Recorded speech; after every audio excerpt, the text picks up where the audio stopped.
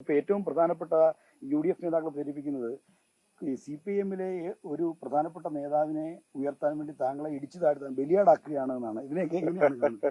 അതിന്റെ ഒരു പ്രശ്നം, നമ്മളൊരു വലതുപക്ഷ ആശയങ്ങൾക്ക് മേധാവിത്വമുള്ള സമൂഹത്തിൽ ജീവിക്കുന്നവരാണ്. അധികാരാസക്തിയിൽ പുളഞ്ഞു നിൽക്കുന്ന ഒരു കൂട്ടം പാർട്ടികൾക്കിടയിലാണ് നിർഭാഗ്യവശാൽ ഞങ്ങൾക്കും പ്രവർത്തിക്കേണ്ടി വരുന്നത്, CPM-നും പ്രവർത്തിക്കേണ്ടി വരുന്നത്.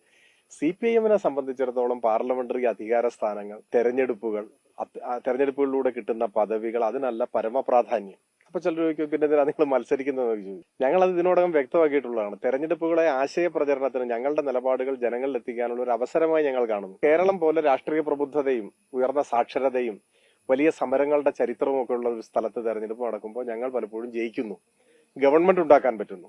ആ ഭരണം ഉപയോഗിച്ച് ഏറ്റവും സാധാരണക്കാരും ദരിദ്രരുമായ മനുഷ്യർക്ക് കഴിയാവുന്ന ആശ്വാസങ്ങൾ കൊടുക്കുക, സംസ്ഥാനത്തിന്റെ പൊതുവികസനത്തിന് സഹായിക്കുന്ന നടപടി സ്വീകരിക്കുക എന്നല്ലാതെ ഇങ്ങനെയുള്ള ചില കാര്യങ്ങൾ ചെയ്യുന്നതിനാണ് ഞങ്ങൾ അധികാരത്തെ ഉപയോഗിക്കുന്നത്.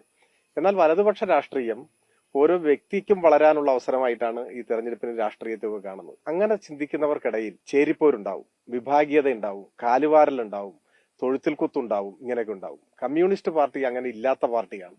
എവിടെയെങ്കിലും അങ്ങനെ ഉണ്ടാവുന്നുണ്ടെങ്കിൽ അത് തെറ്റായ ഈ വലതുപക്ഷക്കാർക്കിടയിൽ പ്രവർത്തിക്കുന്നതിന്റെ സ്വാധീനം കൊണ്ടുണ്ടാവുന്നതാണ്. പക്ഷെ അത്തരത്തിലുള്ള കുറവുകളില്ലാതെ മുൻപോട്ട് പോകാനാണ് ഞങ്ങൾ ശ്രമിക്കുന്നത്.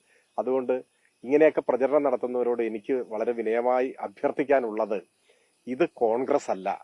നിങ്ങൾ നിങ്ങളെ കാണുന്ന പോലെ ഞങ്ങളെ കാണരുത്. ഞങ്ങൾ ആരെങ്കിലും ഉയർത്താനോ താഴ്ത്താനോ ഒക്കെ നിങ്ങളെപ്പോലെ ചെയ്യുന്ന കൂട്ടരല്ല. നിങ്ങളല്ല ഞങ്ങൾ എന്ന് മാത്രമേ ആ കാര്യത്തിൽ എനിക്ക് പറയാനുള്ളൂ.